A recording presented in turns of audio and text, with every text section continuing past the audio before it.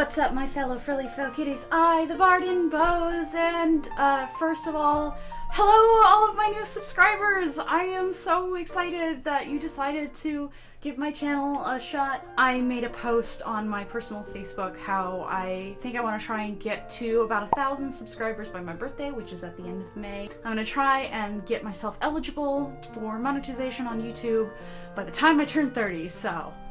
Today, we have something pretty special. Here in LA, there's an independent Lolita designer named Princess Mint, or Dollbe, and I've always wanted one of her dresses, but it was never either the right time, or I was still figuring out my style, or just the budget wasn't there. A few months ago, she had one of her annual sales, and I was able to snag up a dress that I feel fits my wardrobe and fits my style and everything, and I'm really excited. I've also met her in person a couple of times and she's super nice. The reason why it's special, not just because like, oh, we're unboxing a new dress, but I decided that I want to take this opportunity to actually show you guys how I make some of my headpieces. And so when I bought this dress, I also requested to have a scrap of the print fabric so that I can use it in my headpiece because I have something really specific in mind. Anyway, here we go. I always have to make a face when I open this stuff. Woo! Cool. So the dress that I got was, I believe, Queen's Court in red. Because red's my favorite color. Ooh, she packed this tight. Oh my gosh, it's like a burrito. Ah!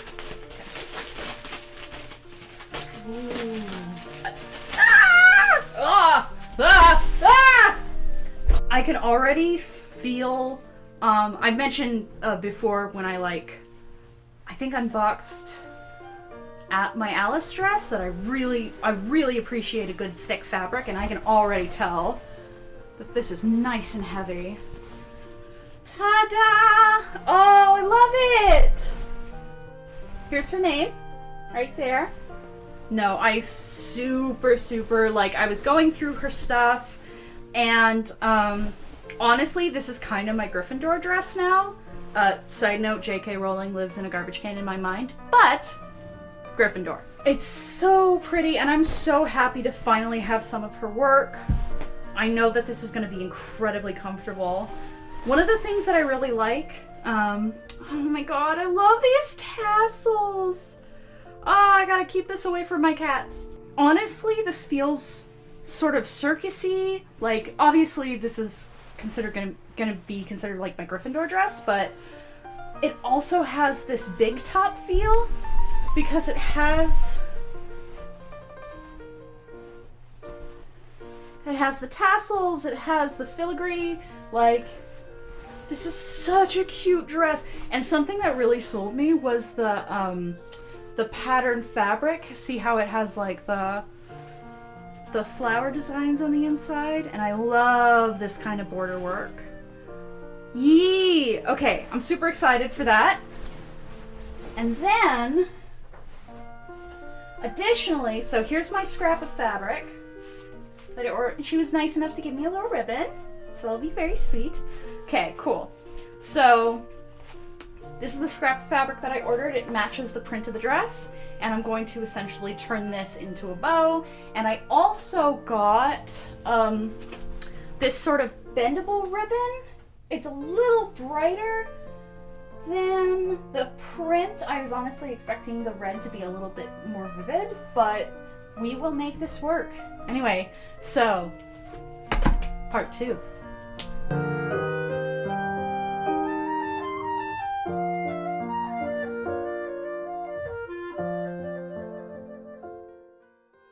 So the first thing I did is I gathered up all my materials. That includes my 2 ribbons, my fabric, as well as a couple of add-ons. I have this lovely pale gold tassel here that I think would be a great match to the tassels on the dress. I also found this flat back antique crown on Etsy, which will be a fabulous centerpiece. Now the first thing that I'm going to do is I'm going to make the headband, which the headbow is going to sit on. I can't remember where I learned this, but I'm sure there was a tutorial that I watched on this. It's really, really simple. The first thing you have to do is you hot glue the end of your ribbon on the inside of the headband, and you just slowly and tightly wrap the ribbon around the headband at an angle so that the ribbon spreads evenly across the plastic surface of the headband.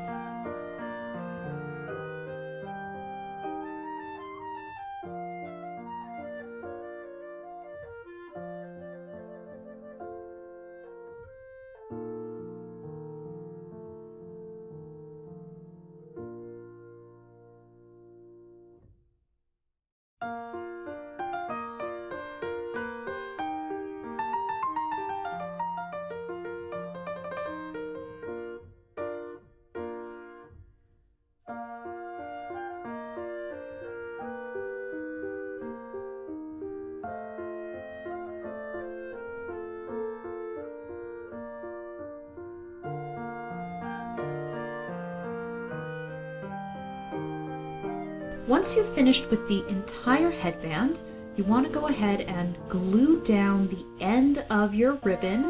You want to push it as flat as you possibly can so that there aren't any air bubbles, so that it is nice and smooth and uniform throughout the entire piece. Don't worry if your cut is a little ugly. You're going to be gluing it on the inside of the headband, so no one's going to see it anyway. And there's a secondary trick as to make sure that there are no jagged edges at the end of your headband anyway, which I'll show you in just a minute. But first, Princess Mint was kind enough to give me this matching gold ribbon that I'm going to use on top of the headband so that I can mute the red a little bit of my satin ribbon so that it's not as much of a contrast between the original sort of maroon color of the dress and the silk bright crimson red of the ribbon. And of course, this goes without saying, please be careful when you are dealing with hot glue. Do not touch hot glue with your fingers. This is definitely a case of do as I say, not as I do. I have just done so much cosplay in my life that I am not bothered by burnt fingers, which is probably not a good thing. You can get silicone rubber fingertips to help you work with hot glue. I'm just lazy, and my fingers are probably incredibly calloused from how many cosplays I've done over the years. So please don't do this. And now we have our finished headband. Of course, we're not done yet. Now we have to actually move on to the fabric bow, and that is where my lovely little piece of extra fabric comes in.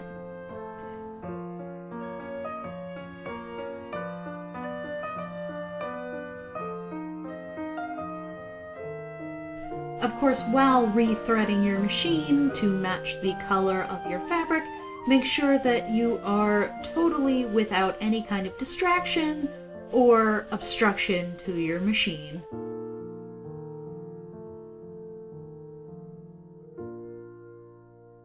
So when you pin your fabric together, you want to pin it so that the design is on the inside of the fold. This allows you to make an invisible seam so that it doesn't show up in the final product.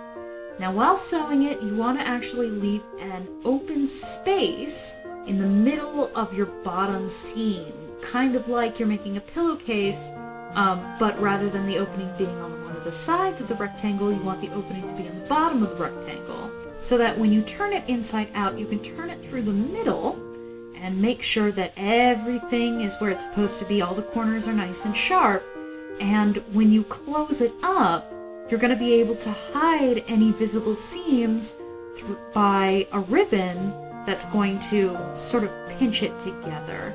So go ahead and make that final seam so that we close it off, and then we have our completed base for our fabric head bow. Next, we are adding my little fringes that I had sort of stuffed away in my closet.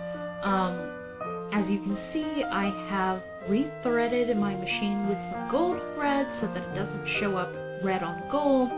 And originally I wanted to have this design on the inside of the bow, so that it would kind of poke out, but the way this fringe is constructed, it has this lovely border that I just didn't want to hide in the fabric of my bow. And I'm sure you noticed that I added some hot glue on the ends of my fringe so that it is nice and tucked in the back. No one's really going to care about the back. Next is the placement of our head bow. So I want it kind of dead center there. With some hot glue and some ribbon, I can make sure that it stays exactly where I want it to stay. So we wrap it with our red ribbon as well as our gold ribbon so that it matches the head bow, and with some little editing magic, here it is, totally finished. Well, actually not totally, because we have one last little piece to add to our final head bow.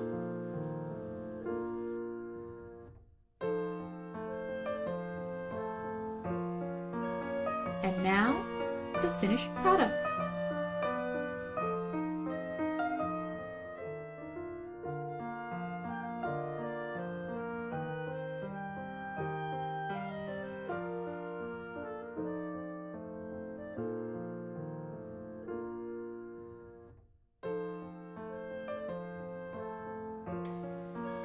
Alright, so that's it. Thank you guys so much for watching. If you lasted through the whole video, be sure to subscribe to my channel if you haven't already. Leave me a comment below if you want to see more videos about me making my own accessories, because I make a lot of them. And again, just real quick, I do have a couple of books coming out on jmsbooks.com. I'll link to those down below in the description. And until then, ciao!